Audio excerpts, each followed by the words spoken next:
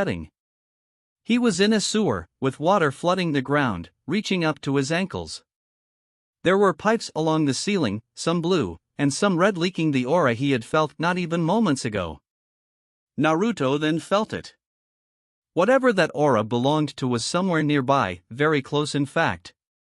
Naruto wandered the sewers, still trying to figure out where he was and where that aura came from, only to reach a large room with a metal cage and a piece of paper that had the kanji 4 seal on it. What the hell? A set of crimson eyes appeared and bore down on him, along with large, canine teeth.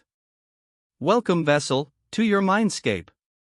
The creature's massive roar sent water flying into the air, and Naruto had to guard his head and channel chakra into his feet to stand, and then again he was still sent skidding backwards.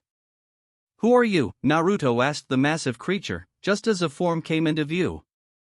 It was a giant kitsune with red-orange fur and red eyes. It possessed the upper body structure of a human, complete with opposable thumbs on its clawed hands. It seemed to be shrunk down, although Naruto assumed that if it wasn't and stood at full height it was the same height as the Hokage monument, which was saying a lot. Naruto dared say a full-grown man was smaller than one of its eyes. And even then, Naruto felt its size was still being limited. "I am the Kyuubi no Kitsune." The Kyuubi no Kitsune, Naruto mimicked. Kyuubi looked at Naruto as if he was an idiot. "No, I'm your mother, of course I'm the Kyuubi no Kitsune." "No need to get all huffy," Naruto said. The Kyuubi growled and slammed one of its paws on the cage, although the bars didn't even shake. However, the water inside and outside the cage was sent flying. "Do not mock me, boy!" the almighty Bijou roared, its eyes snarling. Naruto looked at the creature skeptically. "You can't hurt me, can you?